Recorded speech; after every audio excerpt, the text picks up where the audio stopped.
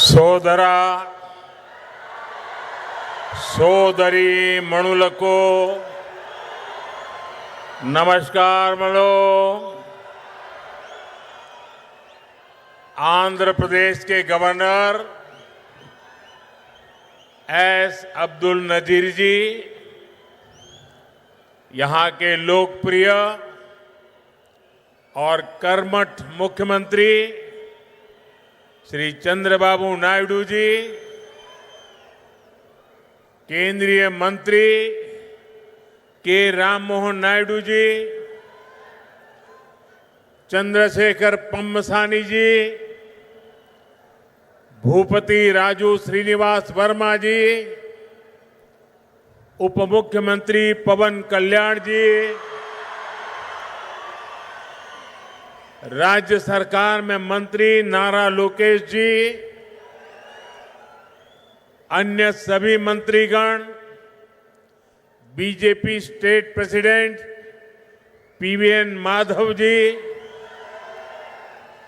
सभी सांसद, विधायकगण और विशाल संख्या में हमें आशीर्वाद देने के लिए आए हुए बहनों और भाइयों,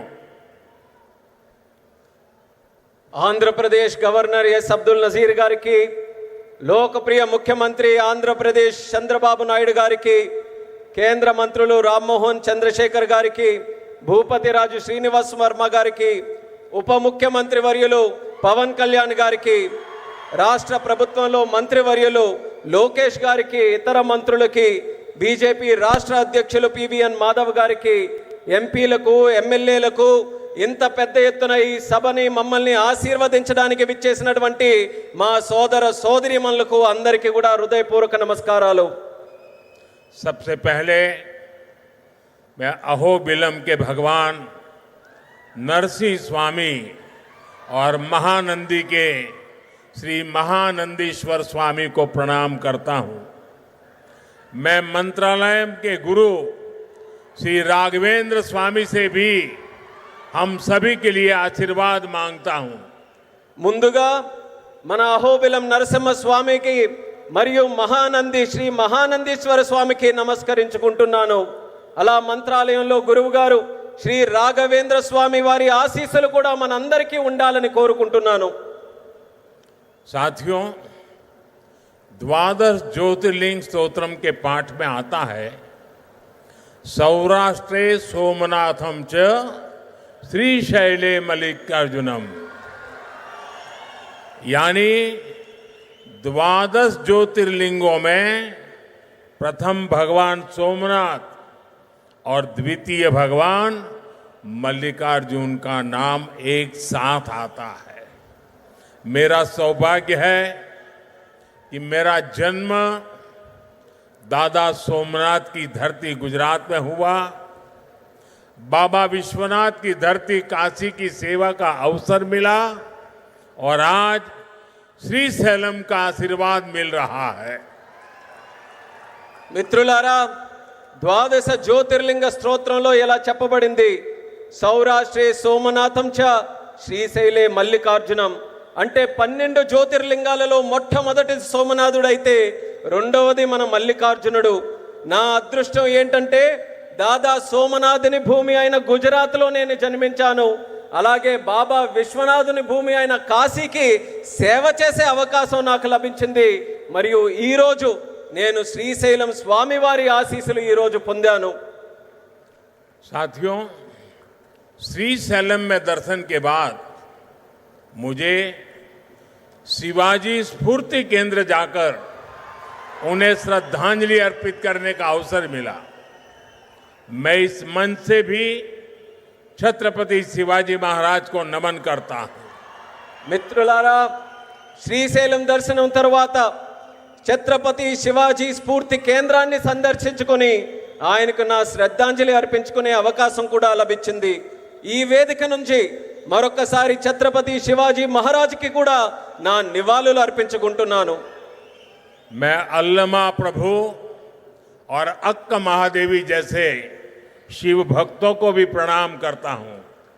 मैं श्री उయ్యాలవాడ नरसिम्हा रेड्डी गारू और हरि सर्वोत्तम राव जैसे महान स्वातंत्र सेनानियों को श्रद्धापूर्वक नमन करता हूं। అల్లమ్మ ప్రభు మరియు అక్క మహాదేవి వంటి గొప్ప శివభక్తులకి కూడా నేను నా నమస్కారాలు తెలియజేసుకుంటున్నాను. శ్రీ ఉయ్యాలవాడ నరసింహారెడ్డి గారు మరియు హరి సర్వోత్తమరావు గారు వంటి గొప్ప స్వాతంత్ర సమరయోధులకి కూడా నా శ్రద్ధాంజలి అర్పించుకుంటున్నాను. साथियों, हमारा आंध्र प्रदेश स्वाभिमान और संस्कृति की धरती है और साथ ही साइंस और इनोवेशन का सेंटर भी है।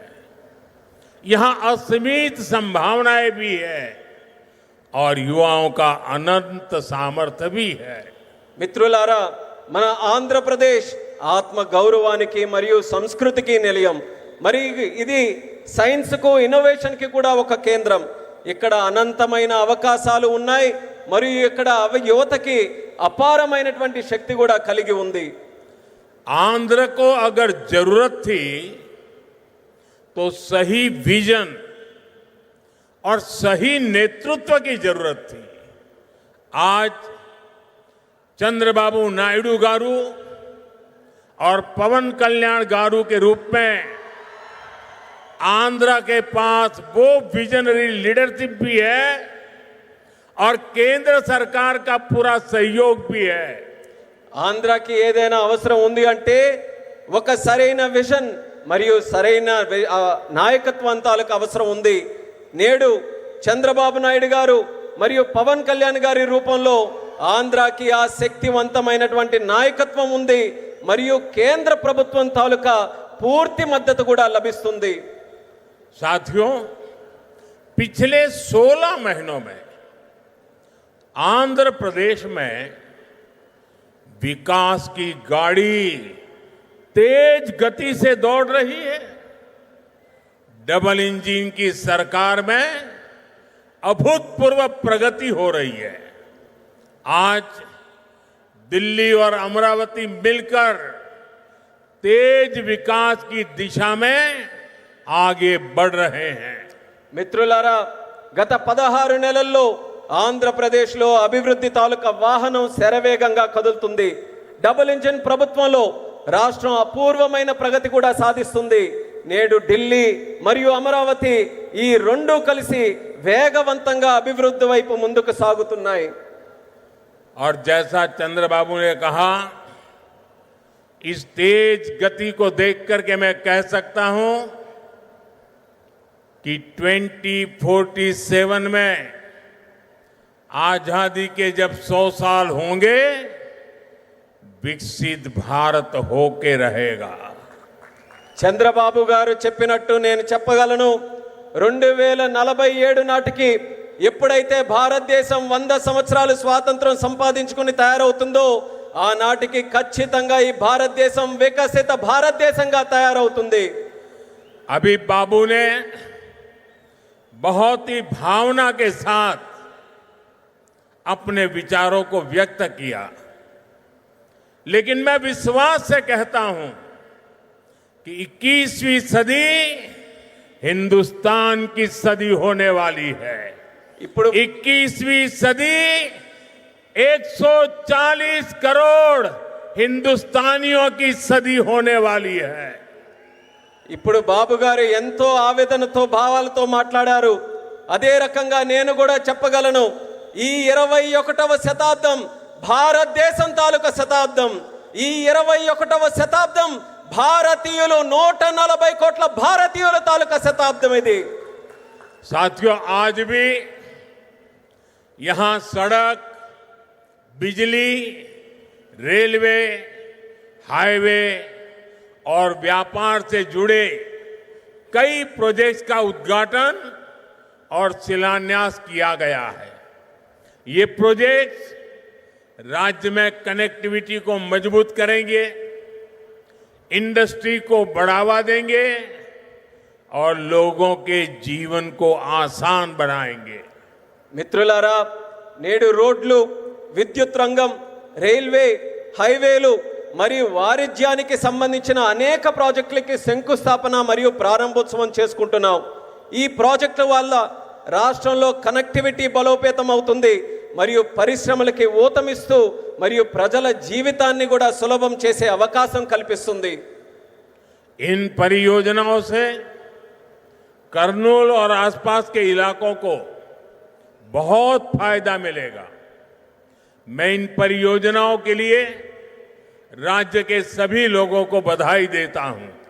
ఈ ప్రాజెక్టుల వల్ల కర్నూలు మరియు పరిసర ప్రాంతాలకు ఎంతో ప్రయోజనం చేకూరుతుంది.